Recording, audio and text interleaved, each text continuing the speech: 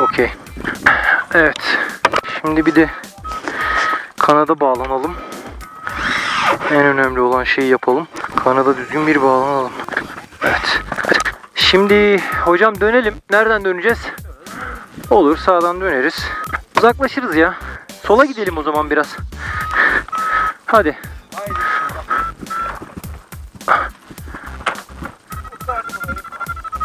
Dön baba, ben dönemiyorum. Hop. Dikkatli bir şekilde. Dön abi dön. Ucunu kaldırmadan dön. Koy yere. Basalım. Evet, yatış kontrolü yapıyoruz. Evet. Bacak kolonlarım takılı. Yükseklik tamam. Kask bağlı. Karabine askı kolonları bağlı mı? Tamam. Radyo kontrol. Tamam. Yedeğim burada. Direkt şut burada. Direkt şut düzgün duruyor değil mi? Direkt şutun sadece kısacık bir ucu olması gerekir. Okey. Tamam. Güzel. Evet arkadaşlar, Eskişehir İnönü Türk Hava Kurumu eğitim kampında 2. gün. Çok daha güzel bir hava var bugün. Bütün yelken kanatçılar kalkış yaptı. Sadece ben ve Özgür kaldık. Şimdi ben kalkış yapacağım. Hadi bakalım. İyi uçuşlar. Gidelim.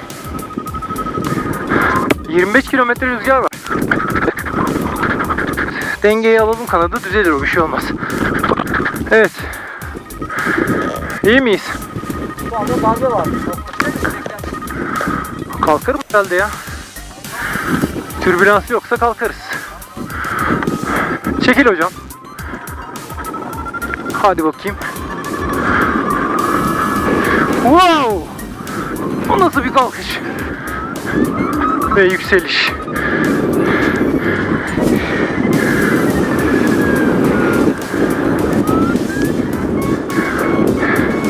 Evet. Bayağı rüzgar var.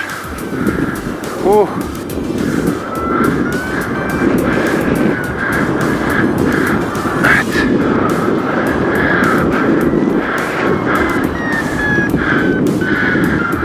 Evet arkadaşlar. Kalkış yaptık. Hadi bakalım, şimdi İnönü semalarında biraz takılacağız. Güzel irtifaya çıkan arkadaşlar oldu, o yüzden ben de bugünden bayağı bir mutluyum. Zaten keyfine uçmaya geldik. Her şey güzel. Burada biraz alçaltıyor.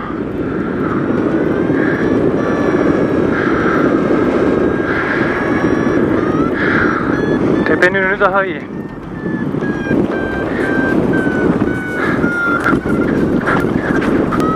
Bura güzel çalışıyor.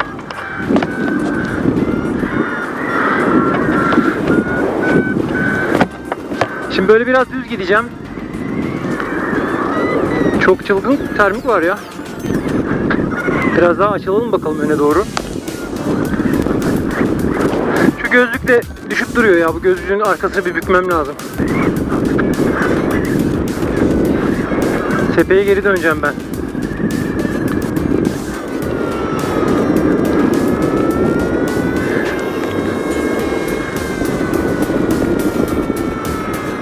Orada pek bir hikaye kalmamış. O yüzden tepeye geri dönüş.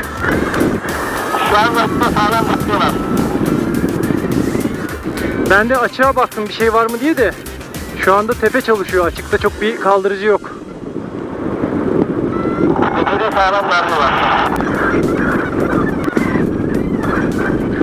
Şimdi bayağı bir rüzgar var kuzeyden, kuzeybatıdan esen. Ondan dolayı tepenin önünde yelken bandı oluşuyor. İşte orada ben biraz irtifa almaya çalışacağım. Önce biraz irtifamızı yükseltelim, sonra termik aramaya gideriz. Çünkü diğer türlü çok yüksek irtifanız olmadığında fazla vaktiniz de olmuyor. Şurada bir dönelim.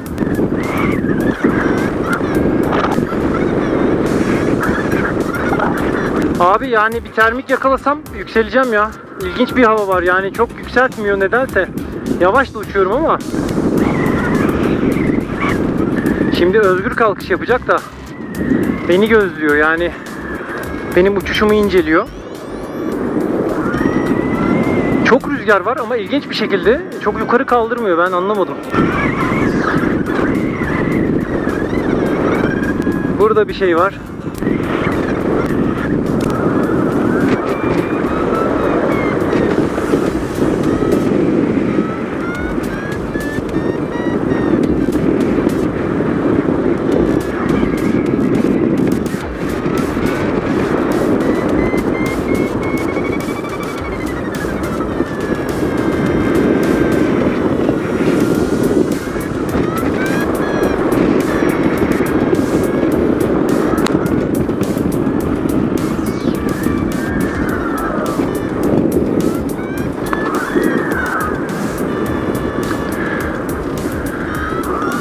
zayıf bir termik ya bu. Rüzgarla çok geri atıyor ama termikli biraz yukarı atıyor. Bakalım ne olacak. Sağdan bir kökleyeyim. Özgür, şu an benim bulunduğum yerde bir termik var kardeş, haberin olsun. Bu termik çok kararlı değil ama ya. Yani bir geliyor bir gidiyor, böyle çok rahat 360 atamıyorsun. Bir acayip. Açığa doğru bir gideceğim, belki daha iyi olur ya.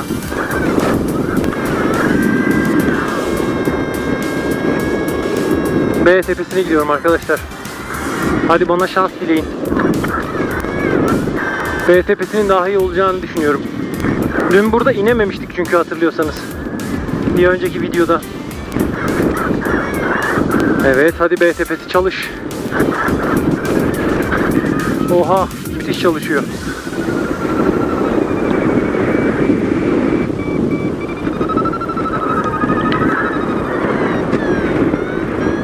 Özgür, fırsat bulduğunda B tepesine at abi kendini. Burası 4-5 varyoyla kaldırıyor şu anda bant. İnönü'nün hemen gerisinde başlıyor.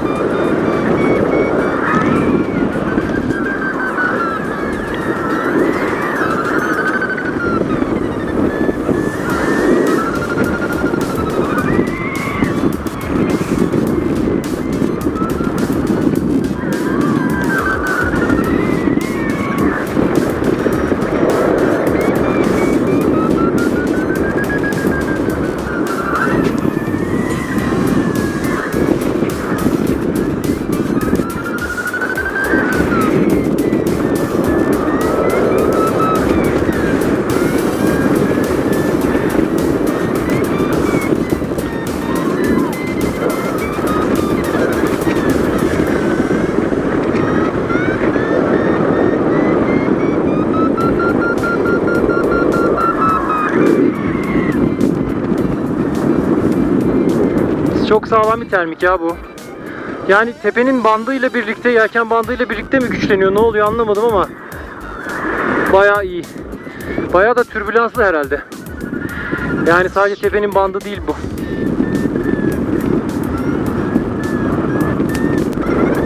Çok geri düşmemek adına biraz da düz gideceğim. Bayağı rüzgar var çünkü tepenin gerisinde kalmak istemem. Zaten burada da çok güçlü kaldırıyor. Evet. Hava serinlemeye başladı. Çok güzel. Aşağıda 35 derece sıcaklık var. Piştik. Muhtemelen birazdan donacağım. Özgür, B tepesi manyak çalışıyor abi. Kendini B tepesine atmanın yoluna bak. Çılgın termik var burada. Oo, çok güzel serin ya hava. Güzel güzel. Şu anda ortalama 1.5 varıyor, 1.6 varıyor, 1.8 varıyor gibi bir yükselme hızımız var. Deniz seviyesinden 1500, yani 470 metre.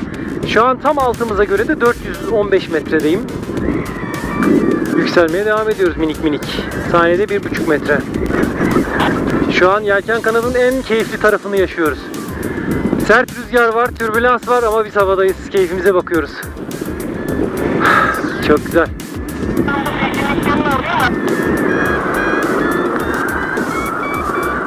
B tepesinin hemen önünde, İnönü'nün hemen arkasında çok güçlü termik var şu anda. Ben o termikle yükseliyorum. Siz telsiz anonslarını çok duyamıyorsunuz arkadaşlar. Mikrofon kaskın ön tarafında, kulaklık ise kulağımın hizasında. Onu da aslında sizin duymanızı sağlayacak şekilde bir düzenek yapsam çok iyi olur. Telsiz konuşmalarını dinleyebilirsiniz. Şimdi benim önümde sağ tarafta bulut oluşumları var. Biraz öne doğru çıkalım. Biraz da sağa doğru gidelim. Bakalım neler olacak. Çok güzel. Bu termiği bir tur daha dönelim. Termiğin dibini sıyıracağız şimdi ekmekle. Sonuna kadar kullanalım termiği. Bir termik dönme yöntemi vardı. Şimdi onu biraz deneyeceğim. Varyonun sesini dinleyerek yapılıyor. Varyonun sesi düşmeye başladığında daha keskin dönüyorsunuz. Varyonun sesi yükseldiğinde daha düz dönüyorsunuz. Yani dönüşünüzü düzleştiriyorsunuz. Tabi termik biraz türbülanslı olduğu için bunu her zaman çok rahat yapamıyoruz ama yani en azından yöntem olarak akılda tutmakta fayda var. Mesela şu an düşüyor varyonun sesi. Keskin döneceğim. Çöküşe geldik. Şimdi yükseliyor. Düzelteceğim.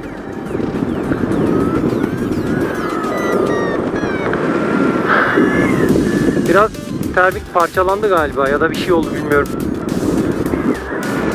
Çok stabil bir termik merkezi hissedemiyorum. Aa, bura çok güzelmiş. Bura bayağı iyiymiş. Şimdi burada dönelim bakalım.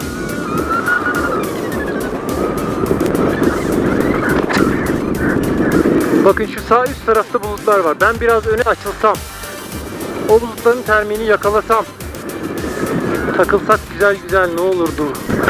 Bu sefer bunu kesin deneyeceğim ya, dur. Oha, nasıl güçlü bir termik ya. Radyo kontrol Mesut, Muhammed. Duyuluyor mu sesim? Anlaşıldı, tamam. Nasıl gidiyor orada uçuş? Özgür ne yaptı? Mehmet Özgür sulama değildi aşağıda. Ben de iniyorum aşağı. Hadi ya, ulan B tepesinin önü çok iyi çalışıyordu ya. Keşke buraya atabilseydi kendini. Ya yetişemedi oraya, anca şey yapmış. Anlaşıldı, tamam. Mehmet, ben de iniyorum aşağıya. Sen devam ediyorsun herhalde. Ben tepesinde. Anlaşıldı, tamam hocam, sen in aşağıya, ben buralardayım. Biraz şöyle öne doğru gideceğim. Şöyle biraz çevirsem acaba ne olur? Bak, çok zahmetsiz güzel bir uçuş oldu ya. Yani alçak irtifada iş biraz zor. Fakat biraz irtifa aldığımda çok iyi oldu. Şimdi biraz şöyle öne doğru gidelim. Dediğim gibi şu tepemizde oluşan minik bulutların çıktığı termiği yakalayabilirsek tepenin gerisine kaçmadan yüksek irtifaya çıkabileceğiz. Yukarıdaki bulut oluşumlarını inceliyorum ama çok da çökerek ilerliyoruz yani. Etrafta bir termik var galiba, bu kadar bastırıcı olduğuna göre. Biraz arayalım. Arayan bulur. Şöyle bir tur atalım.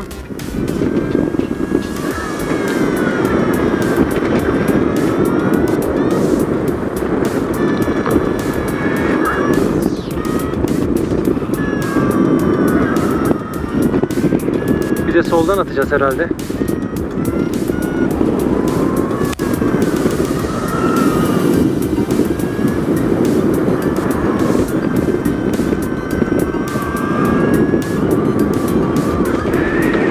Yok, burada ciddi bir şey yok. Biraz daha ileri gideceğim.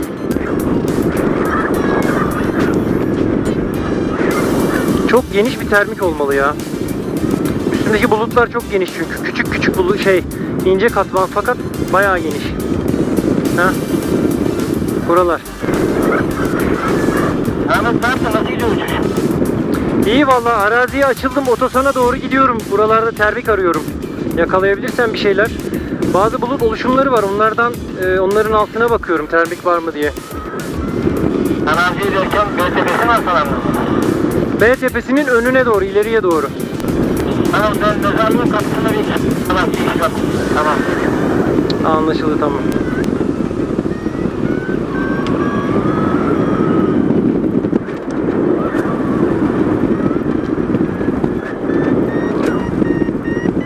Evet, burada termik. Bakalım ne kadar güçlü. Burada bir maden var ama tam merkezini bulamadım ya. Şu an çöküş de yok, yükselme de yok. Ama biz tabi rüzgarla geri doğru yavaş yavaş sürükleniyoruz. O yüzden çok da süper faydalı olmadı. Bir de acaba diğer tarafa doğru gitsem, mesela orada da sağ tarafta da bakın yukarıda bulutlar var. Bir de oraya bakalım mı ya? Hadi gidelim bir de oraya bakalım. Belki orada bir ekmek çıkar bize. Gerçi o bulutların yönü biraz ters gibi, ben anlamadım. Bir değişik bir hava var bugün ya. Yukarı yüksek irtifada rüzgar güneyden esiyor gibi, yani şu yönden esiyor gibi. Aşağıdan da böyle esiyor. Değişik. Ama bu ileride bulutlar var. Ben orayı bir keşfetmek istiyorum ya. Bakalım. Termiklerin dışında hep alçalarak ilerliyoruz. Termiğin dışında böyle sürekli bir yükselen hava akımı yok. Yani termik yükseliyorsa bir şeyin de aşağı inmesi gerekiyor zaten. O yüzden böyle termik olmadığında ya da yükselen hava akımı olmadığında o bölgeden biraz hızlıca çıkmanız gerekiyor. Yoksa irtifanızı çok çabuk kaybedebiliyorsunuz. Ben şimdi şu sol tarafı bir deneyeceğim. Çok merak ettim ya. Süleyman var. Benim başlangıç eğitimini benim verdiğim bir arkadaşımız, yelken kanatçı. O sol tarafta benden bir 20 dakika falan önce kalkış yapmıştı. Sol taraftan bayağı güzel yüksek irtifaya çıkıp bir yerlere gitti herhalde. Ne tarafa gitti bilmiyorum ama. Şimdi onun o tarafı izleyeceğim. Bakalım orada bir şeyler var mı? Burada bir şey var. Hadi be. Ne kadar bastırdı ya. Bu kadar bastırıyorsa yakınlarda da bir termik olmalı. Yuh. Burada bir şeyler var. Hadi be. Oha. Termiğin büyüklüğü küçük olduğu için, yani genişliği çok büyük olmadığı için dönmedim. Biraz geniş bir termik denk gelirse hemen döneceğim. Çünkü bunlar bazen döndüğünüze değmiyor. Dönerken kaybettiğiniz irtifaya değmeyebiliyor.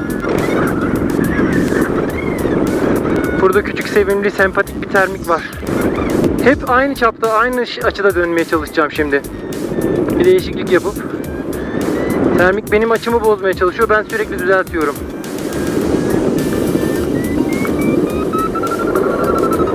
Bakalım bu yöntem nasıl çalışacak. Hiç açımı bozmuyorum bakın. Sadece düzeltmeyi yapacak kadar kumanda veriyorum. Ve kanadı yavaş uçurmaya çalışıyorum. Mümkün olduğunca yavaş. Şu an termiğin en güçlü yerindeyim. Ve beni çok zorluyor. Hadi dön lan. Evet. Çok güçlü değil, ortalama 0.8-0.9 varıyor. Ama iyidir yani, 10 dakikada 600 metre eder. Evet. Şimdi termik güçlendi bakın. Küçük dönmeye çalışıyorum, yani küçük. Daha kanadı sağa yatırmaya çalışıyorum. Küçük bir termik olduğu için içinde kalmak daha önemli şu anda. Yavaş ve küçük dönüşler, yani keskin dönüşler. Şimdi arkadaşlar, bu termikte dönerken hemen yükselmenize gerek yok. Yani bir termik yakaladığınızda o anda çok güçlü olmasına gerek yok. Eğer sizin havada kalmanızı sağlıyorsa, yani ortalama 0.2 varıyor, 0.1 olsa, hatta 0 varıyor bile olsa, yani yükselmiyor olsanız ama alçalmıyorsanız oradan ayrılmayın. O termikte kalmaya çalışın. Çünkü termikler her zaman aynı şekilde çalışmaz. Yani bir güçlenir, biraz zayıflar, sonra biraz daha güçlenir. Aradan 2 dakika geçince o termik öyle bir güçlenir ki çok hızlı bir şekilde yükselmeye başlarsınız. Yani bulduğunuz termiğin içinde kalmaya çalışın. En önemlisi bu. Bakın ilk bu termiğe girdiğimizde bu kadar güçlü değildi. Fark ettiniz mi? 0.5 varyoydu, 0.2 varyoydu. İçinde zor dönebiliyorduk. Bakın şu an ortalama 2 varyo ile yükseliyoruz. Ve termiğin içinde 3-4 tur dönmemiz yetti. Yani termik böyle şey gibi değil. Mesela rüzgarı izlediğinizde de bu olur. Rüzgar her zaman aynı hızda esmez. Bazen yavaşlar, bazen bir darbe gelir, bazen tekrar yavaşlar. O yüzden termik de böyle. Yani termik de bazen aşağıdan yukarı hızlı eser. Yani o da aşağıdan yukarı esen bir rüzgar sonuçta. O bazen hızlanır, bazen yavaşlar. Yani şey yapmayın, termik zayıfladı, gidelim artık falan diye düşünmeyin. Çünkü en yakın termik zaten 1,5 kilometre uzakta. O diğer termiği bulmanız çok daha zor. O yüzden yakaladığınız termiği bırakmayın. Yavaş da olsa tırmanıyorsanız sorun yok. Şimdi bakın yükseğe çıktık. 2 varyo, 4 varyo oluyor arada bir. Yani termin ortalaması 2 varyo. Bakın şu an 5 varyo oluyor. Gördünüz mü? Yani önemli olan termiği bırakmamak. Termin içinde kalabiliyorsanız bir şekilde yükselirsiniz. Sakın şey yapmayın. Ha, bana Ali abi sesleniyor. Dinliyorum hocam, dinliyorum.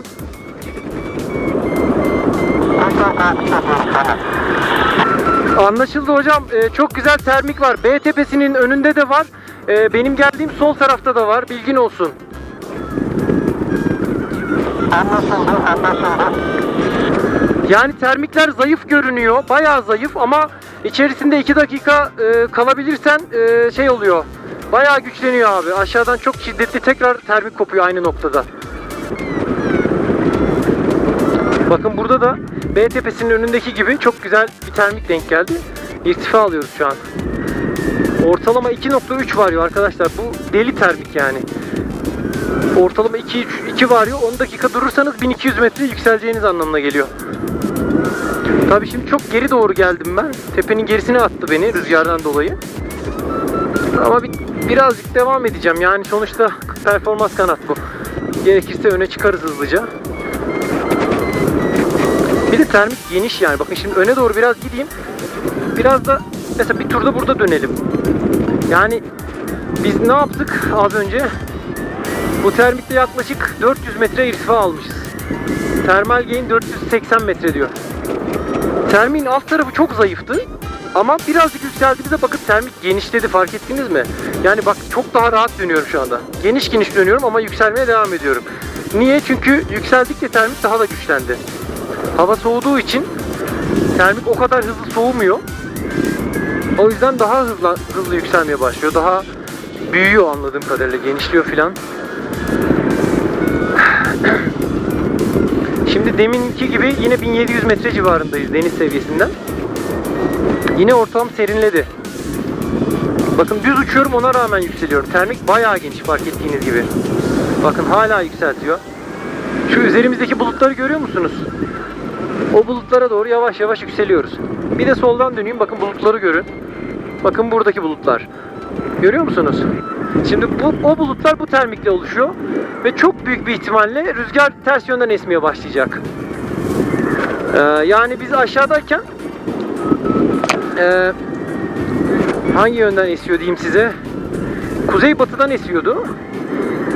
Muhtemelen yükseldiğimizde güneydoğudan esecek. Çünkü demin B tepesinin üzerindeyken bu bulutlara baktığımızda bulutların uçları kuzeybatıya doğru gidiyordu. Yani belli ki üst tarafta rüzgar bu taraftan esiyor.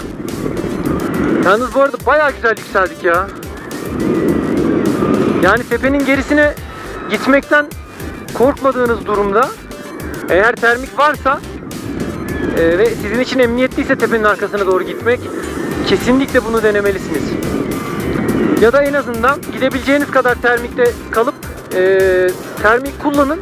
Daha sonra tekrar ileri çıkıp ovadaki düz alandaki termiklerden yararlanmaya çalışın. Ben şimdi burada iyiyim, o yüzden bırakmıyorum bu termiği. Hop.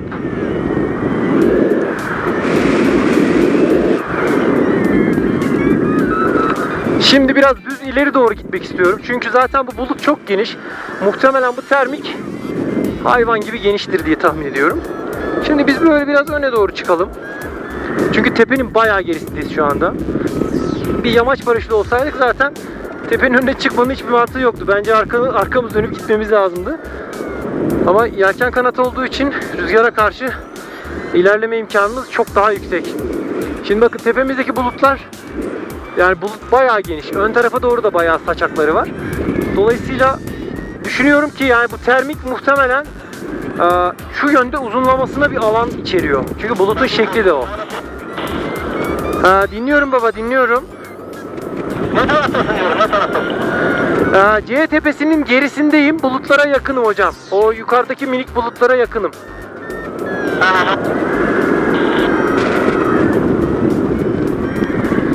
Şimdi bu bulutların hizası boyunca termik olmalı. Hatta şu ilerideki bulutun önüne gidebilirsek orada da çok güzel termik olmalı.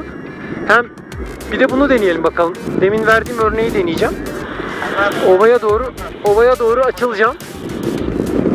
Buradaki kaldırma alanı zayıfladığı için şimdi VG'yi çekelim abicim, tamam mı? Kontrol de bitmesin, yani 2 VG çekiyorum sadece.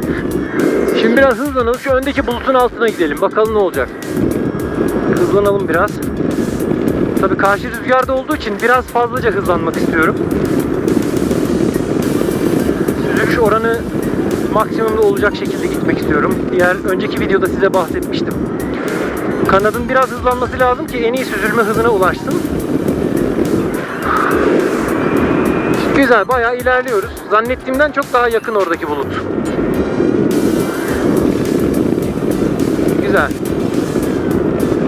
Şu an hava hızı olarak 55-60 kilometre ölçüyorum. Yer hızı olarak 35 kilometre ölçüyorum. 28 oldu şimdi. Yaklaşık çökme hızı da 1.2 metre bölü saniye. Ortalama.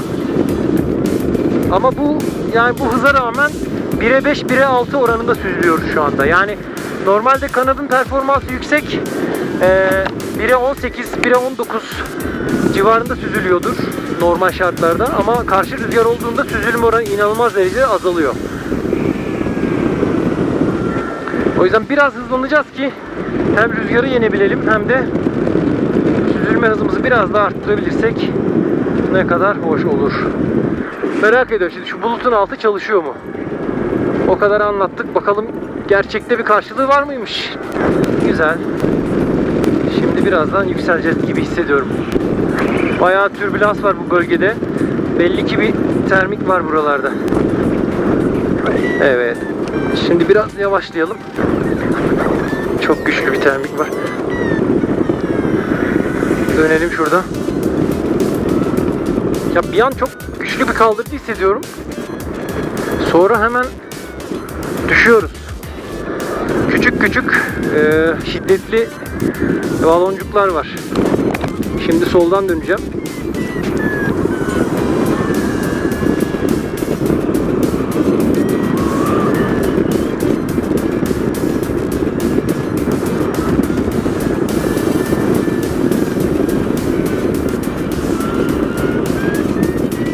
Evet.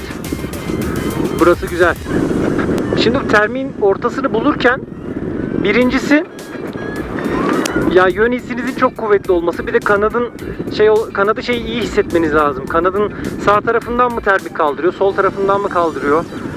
Termiğe girerken ve çıkarken hissettiğiniz o yükselme ve alçalma hissi, ivme, onları iyi hissetmeniz lazım. Bir diğer yardımcı şey de XC Track uygulaması var. O uygulamada da aslında termikte yükseldiğiniz noktayı, en yüksek kaldırma hızının olduğu yeri yapıyor.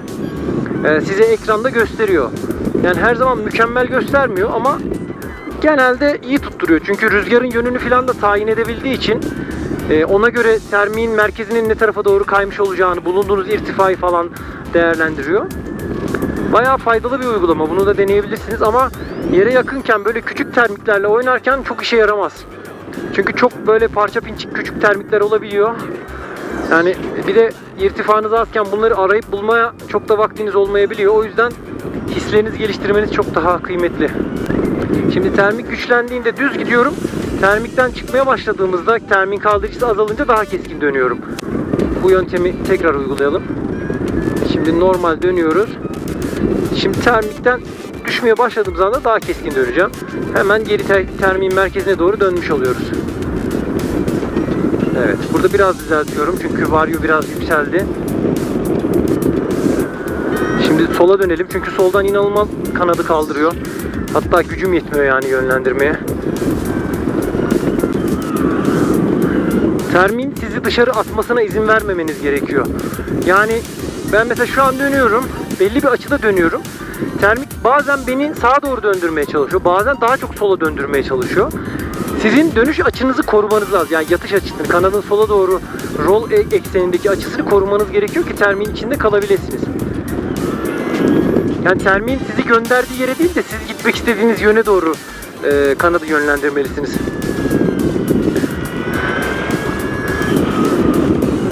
Şimdi buradaki termik çok güçlü değil ama bura tepenin önüne doğru bir yer, yani o kadar da ön değil aslında da biraz daha ileride olduğu için güvenle yükselebiliriz diye düşündüm. Tepemizde de minnak bir oluşum var. Eğer oraya doğru yönelebilirsek, bir de sağdan döneceğim. Biz yine aynı yere geldik ya. Biz geri bir şekilde itti bu. Vay arkadaş. İlginç. Tamam. Ne yapabiliriz? Bu tarafta güneş var. Puslu oldu bayağı hava. Yükseldik ya. Biraz sola doğru gidelim ya. Madem ne kadar irtifamız var. Şu an 1900 metredeyiz. Yani bu termikten yararlanabildiğim kadar yararlanacağım. Yani şu tarafa doğru, Kandil'e doğru bir gidelim bakalım. Şöyle VG'yi biraz arttıracağım. 2 VG benim için yeterli. Çünkü kanadın kontrolünün çok zorlaşmasını istemiyorum. Yoruluyorum yani. Konfor da önemli. Yani her zaman performans değil. Bazen de rahat etmek lazım. Acaba şöyle Otosan'a doğru mu gitsek ya? Değil mi? Orası hem bizim İnönü iniş alanına yakın. Hem de şuradaki bulutlar yani hatır sayılır bulutlar ya. Gelin hadi öyle yapalım. Çünkü sol tarafa baktım da yani Kandil tarafında pek bulut oluşumu yok. Bir de iniş alanına da orası zaten uzak yani. Şimdi şöyle dümdüz gidelim. Bakın görüyor musunuz bulutları? Şuradaki bulutlar. Onların şu uzantılarına doğru, şu tarafa doğru gideceğim. Hızlanalım mı biraz? Şu an 70 kilometre, 67 kilometre hızla gidiyorum.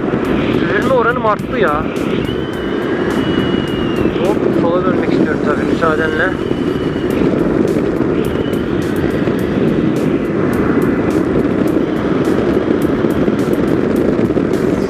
Gördünüz mü? Süzülme oranım arttı. Şu an 1'e 12 süzülüyorum. Saatte 65 kilometre hızla. Kanadın maksimum süzülme hızına yaklaştık. 60 civarındaydı yanılmıyorsam. 65 falan da olabilir. Şimdi hem bu şekilde rüzgarı yeniyor, hem de en iyi süzülme oranına ulaşmış oluyor. Oo, güzel yükseliyoruz. Bir dakika, burada bir şey var. Bulut biraz sol tarafta. Şu tarafa doğru yönlenelim. Varyonun sesi de çok gelmiyor bana ya. Burada dönelim ya. Burada termik var abi, baksana. Dönelim şöyle. Sakin sakin. Biraz da yavaş uçalım. Bakın nasıl yavaşlayınca nasıl fark etti, bakın. Bakın. Görüyor musunuz? Ya bu kadar yavaş yani, yavaş derken. Bakın yavaş. Yavaş uçacaksın.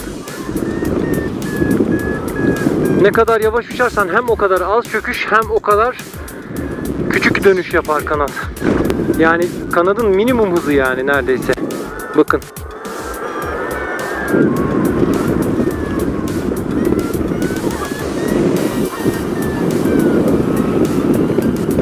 Görüyor musunuz? O kadar güçlü bir termik değil aslında.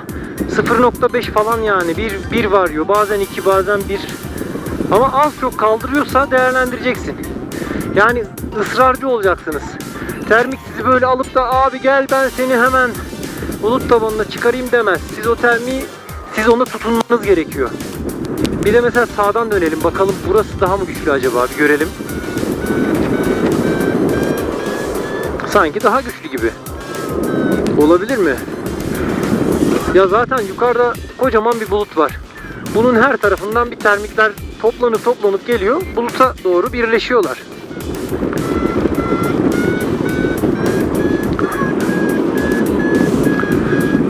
Güzel.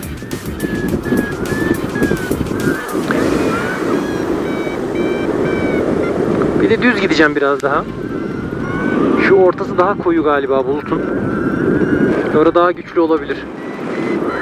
Bak şu an daha iyi. Ama arada böyle kesiliyor tabi. Moral bozmamak lazım. 2 varıyor. Şimdi sağdan bir dönelim bakalım. Çünkü şimdi sağdan dönmeyi tercih ettim. Çünkü az önce beni hafif sola çevirdi. Bu belli ki sağda bir yükselme hareketi daha fazla yani. Sağ kanadımı ittirip yukarı kaldırmaya çalıştığına göre şuralarda bir yerde daha güçlü bir yukarı hareket var demektir. Bakın gördünüz mü?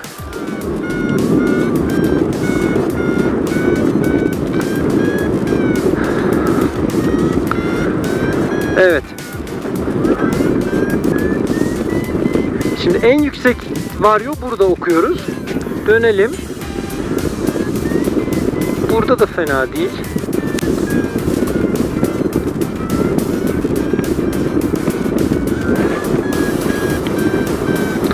Burada da fena değil. Dolayısıyla çok bir ciddi ayarlama yapmayacağım. Ama şu tarafa doğru biraz kaydırsak termik dönüş dairemizi faydalı olabilir. Yani dönüş yaparken kafanızda bir resim çizin böyle. Termiğin bir yerde olduğunu düşünün ve onun etrafına dönüyorsunuz. Sizin dönüşünüzün oluşturduğu dairenin neresinde termik güçlüyse o taraf merkeze daha yakındır. Yani bir tarafta az kaldırıcı, diğer tarafta daha çok kaldırıcı varsa dönüş dairenizi, çemberinizi o kaldırıcının çok olduğu yöne doğru kaydırmanız gerekiyor. Bunu yaparken termik sizin başınıza iş açacak. Yani sizi bir kafasına göre o tarafa bir bu tarafa bükecek, yönlendirecek. Siz öyle yapmayın. Siz zihninizde çizdiğiniz o resme sadık kalın. Bakın beni biraz bu tarafa attı şimdi. Niye? Kanat dönerken türbülanstan dolayı dönmemeye başladı değil mi? Beni bu tarafa attı. Şimdi ben biraz bu yöne gideceğim. Biraz daha termiğin ortasını daha iyi yakalayacağımı düşünüyorum böylece. 1, 2, 3 saniye gittik, dönüyoruz yine. Çok değil. Yani 3 saniyede zaten bu yelken kanat kaç saniyede kaç metre bölü saniye ediyor? Şu an yani yaklaşık 35-40 kilometre, 45 kilometre hızla gidiyoruz. Dolayısıyla herhalde 15 metre bölü saniye falan eder. 2 saniyede 30 metre ileri gitmiş oluyorsunuz zaten. Gerçi başlangıç veya orta seviye kanatta biraz daha yavaş gidersiniz ama hani düşünün, bu ayarlamaları böyle 15 metre 10 metre kaydırarak yapacağız. Bu arada kaç metre olduk? 1970 metredeyiz. Buluta çıkmak istiyorum ya.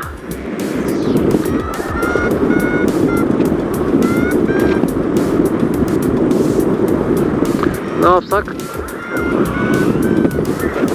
Şimdi şu tarafta bulut oluşum var. Ben biraz daha o tarafa doğru ilerleyeceğim. Şu tarafa, gördüğünüz gibi. Biz yani böyle bir bulutun kenarında gezip duruyoruz herhalde. Şöyle bir kilometre falan ileri gidelim ya. Tamam. Tabi bu termikten hemen kaçıp gitmeyeceğiz yani. Mümkün olduğunca faydalanmamız lazım. Böyle yavaş yavaş. Ah, boynum acıdı. Bu işin en zor tarafı da böyle yukarı bakmak. İnanılmaz zor. İnsanı, boynunu çok yoruyor. Böyle bakamıyorsunuz. Mutlaka kafayı yan çevirip bakacaksınız. Abi biz geldik buluta ya. Çok az kaldı. Tamam, ben biraz daha şöyle ilerlersem bu iş çözülecek.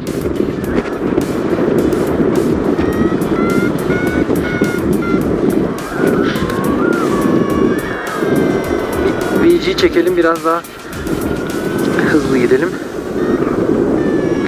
3. Evet, şu şekilde biraz da sola doğru. Şöyle yatış açımı değiştiriyorum ki çok sürtünme kuvveti oluşturmadan süzülebileyim. Beni hep sağa döndürüyor. Bence sol tarafta deli bir şey var. Biraz şöyle sola gidelim. Varyo'nun sesi de çok duyulmuyor ya. Şu kaskın yüzünü kapattığım zaman çok duyamıyorum maalesef. Hadi. Bayağı bastırıcı yedik. Muhtemelen iki termik arasındaki bastırıcıyı yiyoruz şu anda. Ya da termiğin hemen kenarındaki. Buradayız. Evet. Geldik abi. 3 varyo. Ben bunu dönerim. Hadi bakayım. Şurada bir yerdeydi. Şu tarafta bir yerdeydi o.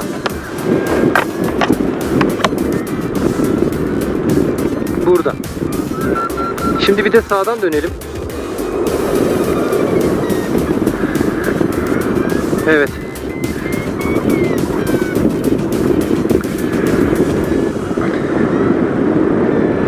Biraz bu tarafta galiba.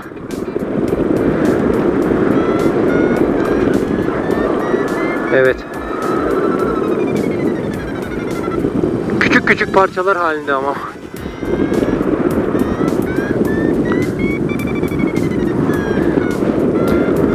Böyle olunca biraz yavaşlayacağız. Şu rüzgar zımbırtısını da biraz kaydırayım. Dön abicim, dön. Nereye gidiyorsun? Düştük bu tarafa doğru. Bak, döndürmedi bizi, görüyor musun? İşimizi zorlaştırdı. Rüzgarın alt tarafından düştük biz. Şimdi rüzgar yönünde ilerleyeceğim. Çünkü termiğin alt tarafından düştük.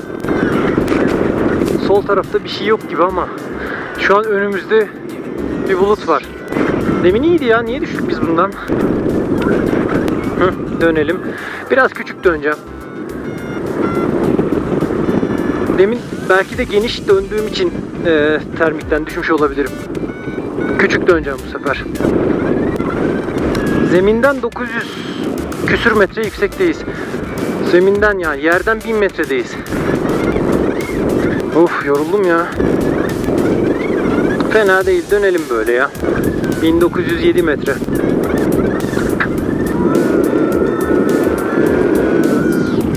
Yoruldum ya. Tepemizdeki bulutların hepsi dağıldı.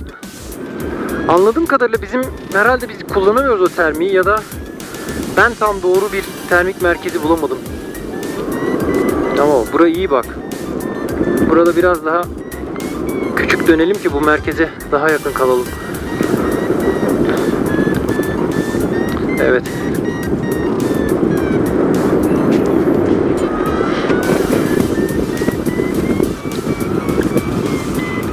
...1977 metre. 2000 metreyi göreceğiz herhalde. Mesela bir diğer şey de demin bahsettiklerimin dışında... Mesela yatış ekseninde, roll ekseninde yani kanadın açısını korumak gerekiyor. Ama aynı zamanda kanadın dalış çıkış yani yunuslama eksenindeki hareketini de dengede tutmak gerekiyor.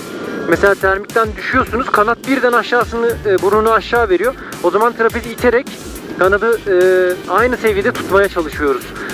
Fazla yükseldiği zaman da biraz çekiyoruz ki şey yapsın, fazla osilasyona girmesin yunuslama ekseninde. Yani mümkün olacak kanadı yavaş ve küçük döndürmek gerekiyor. Evet, 2000 metreyi geçtik. 2040 metredeyiz.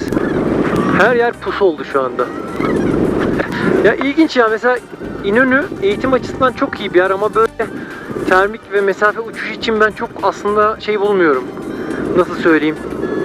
Çok da verimli bulmuyorum. Mesela biz Mire'de bu kadar saat uçsaydık muhtemelen uzaya çıkmıştık yani. Çünkü orada böyle dağ havası var ya, dağ termiği var, derin vadiler var. Vadilerin arasında hava ısınıyor birden böyle çok güçlü termikler şeklinde kopuyor. Bura böyle geniş ova, işte önünde yamaçlar var falan. Eğitim için çok güzel ama ya bakın biz mesela kamera kayda gireli 1 saat 13 dakika olmuş. Yani 2000 metreye ulaşabildik çok şükür yani. Hani Mire'de bu kadar uzun süre uçsan zaten hani önceki videolarda görmüşsünüzdür. Direkt bulut tabanı yaptık ya. Yani 2. veya 3. termikte zaten bulut tabanındaydık biz. Hani onlarda da benim beceriksizliğimden tutunamamışızdır yani. Mehmet ne yaptın lan? Hocam ben şu an 2100 metredeyim. C tepesi ile B tepesi arasında hafif tepenin gerisindeyim. Takılıyorum burada. Bulut tabanına çıkmaya çalışıyorum. Ben tabana çıkana kadar da bulutlar yok oldu zaten yani. Tepende bir bulut var ama önünde de bir kafa var aslında. Evet aynen o buluta çıkmaya çalışıyorum işte. Ne yaptık? 2080 metredeyiz. Bu termikte kaç metre yükselmişiz? 235 metre. Güzel ya. Epey manzara izledik. Ben şimdi şeyi merak ediyorum. Hiç mesela Otosan'a doğru gitmemiştim. Bir oraya bir gideyim iyice. Zaten yerden 1000 metredeyiz yani 1000 küsür metre zeminden. Alarmım çaldı. Evet, kapattım. Yerden 1030 metre, pardon, evet 1030 metredeymişiz ama aşağıda da zaten 250 metrelik bir zemin var. 200-250 metre.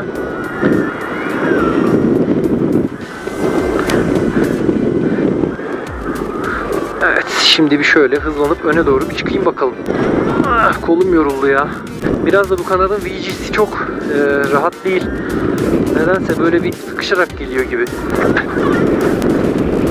Şimdi öne doğru gidelim. Mesela hız yapsak ne olurdu?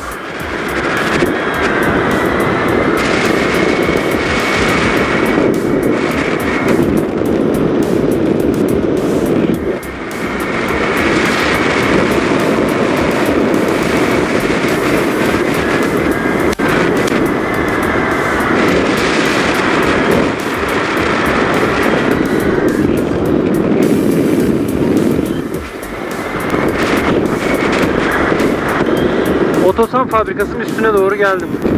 Bir de buraları görelim ya. Hep tepenin dibinde geziyoruz. Şimdi biraz yavaşlayacağım.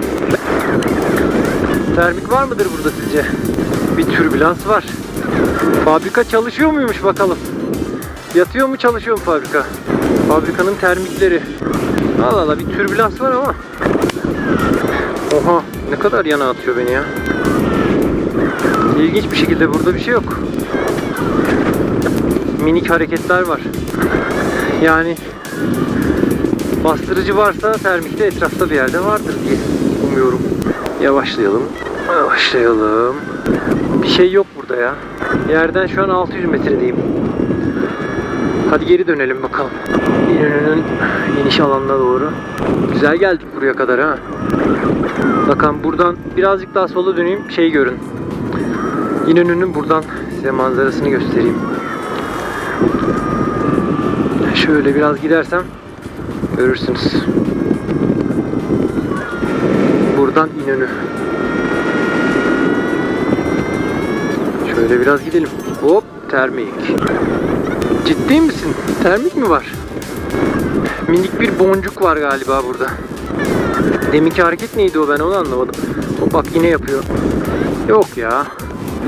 Termik değil, bu boncukmuş. Hadi gidelim. Şimdi ne yapalım? Sağ tarafta C tepesi, solda da B tepesi var. Uçan var mı C tepesinde? Göremiyorum ama. Şöyle sakin sakin gidiyoruz. Bakın şimdi rüzgar arkamıza aldık ya. Bakalım nasıl gidecek. Şu anda 1'e 16 süzülüyor kanat. 1'e 20 oldu. 1'e 22 oldu.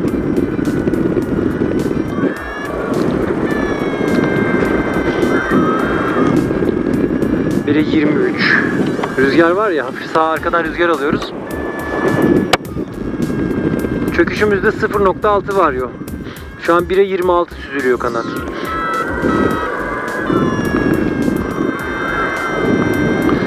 Rüzgara karşı 1'e 8 mi 1'e 6 mı ne zor süzülüyordu. Şu an 1'e 40 süzülüyor. 1'e 50 olduk. Tabi termikli bölgeden geçince de oluyor bu da. Ben ufaktan ineyim ya. Kim var tepede uçuş yapan? Mesut Muhammed. Duyuyor musun hocam? Mesut Muhammed, duyuyor musun hocam? Dinliyorum tamam. C tepesinde uçuş yapan kim?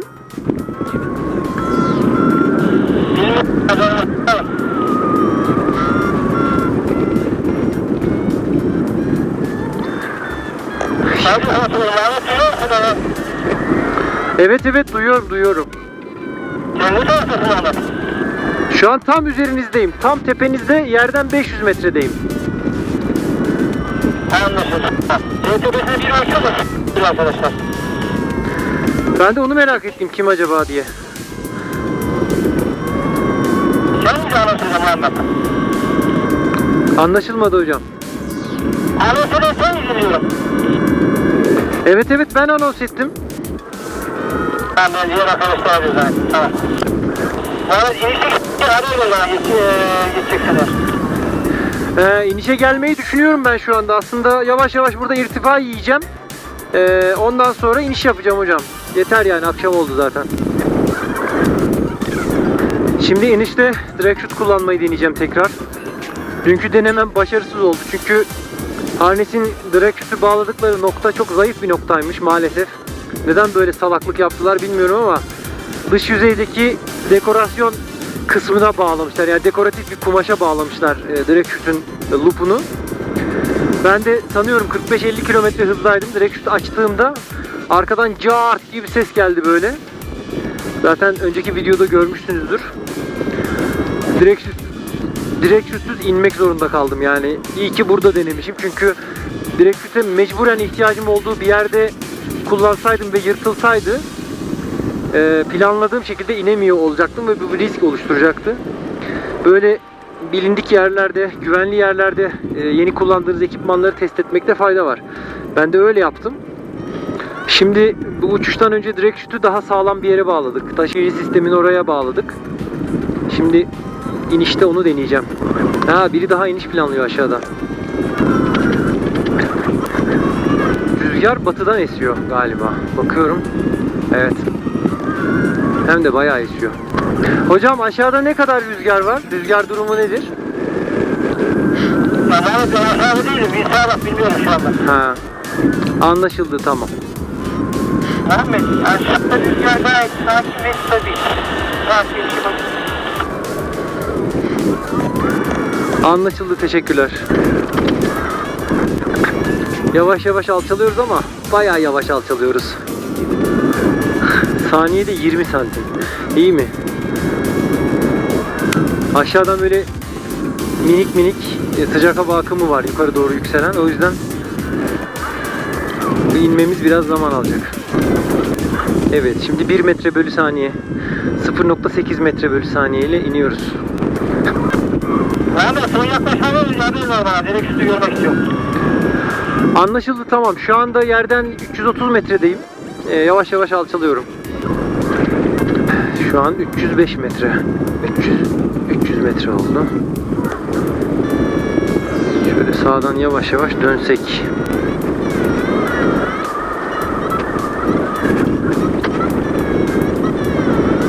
Kaç oldu? 260 metre. 150 metrede ayaklarımı çıkaracağım. Ya da 200 metrede çıkarayım ayaklarımı. Ayaklarımı çıkarmayacağım da fermuarı açacağım. Ayaklarımı bir kontrol edeceğim. Ondan sonra 100 metrede de artık son planlamamın son aşamasına geçip inişe yönleneceğim. Rüzgar batıdan geliyor. Şu anda C tepesinden biraz daha yüksekteyim. Böyle sakin sakin iniş planlamak daha iyi ya. Acele edip böyle fıldır fıldır dönüp takla bir şeyler yapıp da hızlıca inmek yerine öyle düşünerek, rahat rahat indirerek. Böyle yaptığınızda şeyi de görüyorsunuz. Aslında çok uzun süre vaktiniz oluyor bir şeyleri planlamak için. Evet, ben şu havuzun oradan yaklaşıp arabaların sol tarafına doğru ineceğim.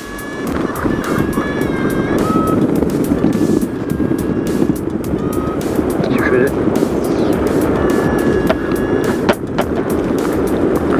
fermuarı bir açalım önce. Açamıyoruz fermuarı. Niye? Takılmış çünkü.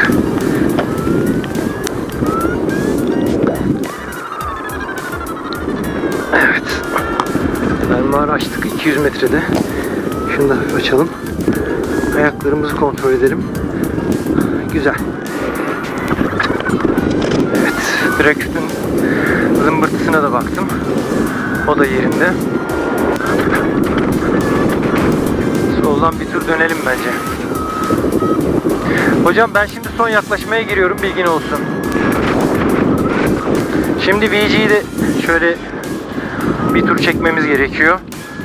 Şu normal iniş için yeterli. Şu an yerden 160 metre yükseklikteyim.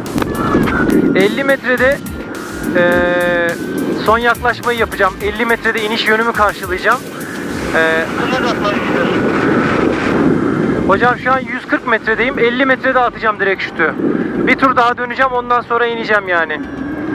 Son yaklaşmaya gelip ondan sonra yaklaşık 50 metrede direkt şutu atacağım.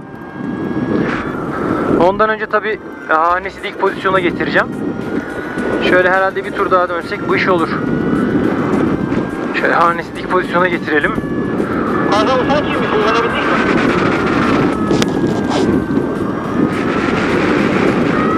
Şimdi bunu da aldık elimize.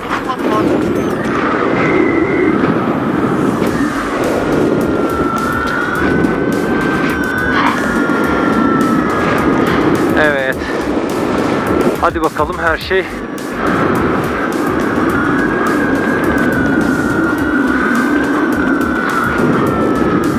Güzelce.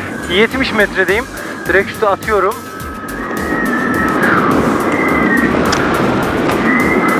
Kanat bayağı güzel çöküyor şu an direkt şutla birlikte. Biraz hızlı çöküyorum. Palye yapıyorum. Yavaşlatıyorum. Açtım. Hoppa. İşte bu. Harika iniş. Mükemmel bir inişti ya. Süperdi. Çok kontrol, çok güzel bir inişti ya. Çok sevdim. Sadece ilginç bir şekilde arkadaşlar, fark ettiniz mi? Direksiyonu attıktan sonra trapezi çekip kanadı alçaltmaya başladığımda böyle hafif yalpaladı. Ya belki bu benim kanadı çok iyi kontrol edemememden kaynaklanıyor olabilir. Ulan sıkıştım buraya. Evet. Belki de çok hani hassas kumanda vermemden kaynaklanıyor olabilir. Emin olamadım. Direksiyon kanadın arkasına takılmış ya. Çok ilginç. Evet. Neyse şuradan bir önce harnesten çıkayım ben o zaman. Şöyle açalım. Telsizden de bir çıkarayım kendimi. Telsizi açık bırakacağım yine de. Babam anons ederse konuşuruz. Çok sakin, güzel bir inişti ya. Hoşuma gitti. Böyle sakin planlamayı seviyorum arkadaşlar. Yani acelemiz yok. Keyifle iniyoruz. Önce direksiyonu bir kurtarayım. Ondan sonra kapanış konuşması yaparız. Evet arkadaşlar. Eskişehir İnönü Türk Hava Kurumu eğitim kampında ikinci günü bitirdik. Muhtemelen bu akşam ya da yarın sabah erkenden tekrar döneceğiz. İşimize, evimize, işimize, gücümüze bakacağız. Güzel bir uçuş oldu. Bugün ilginç oldu ya. Yani dünkünden daha iyiydi. Daha yüksek irtifaya çıktık. 2000 metreyi falan gördük beraber. Herhalde bulutlara da zannediyorum bir 100-150 metre falan kalmıştı. Buranın tabi termikleri Mire'deki kadar güçlü değil. Çünkü orada dağ termiği var. Çok daha derin vadiler var. Uçuşta da bahsetmiştim. Burası birazcık daha böyle sakin bir atmosfere sahip. Ama fena değildi. Bugün yine dünkü gibi sürpriz oldu. Hatta bugün hava çok daha iyiydi. Gördünüz siz de. İyi güzel. Bugünlük bu video için bu kadar. Görüşürüz. Kendinize iyi bakın. Hoşunuza gittiyse videoları beğenin. Diğer videolara şu köşedeki boncuktan veya aşağıdaki açıklamalardan görebilirsiniz. Yelken kanat eğitimi alın, öğrenin, gelin uçalım beraber ya. Bakın insanlar var burada, eğitim almışlar. Gelmişler ve burada tekrar karşılaştık. Çok güzel oldu. Kendinize iyi bakın. Hoşça kalın. Görüşürüz.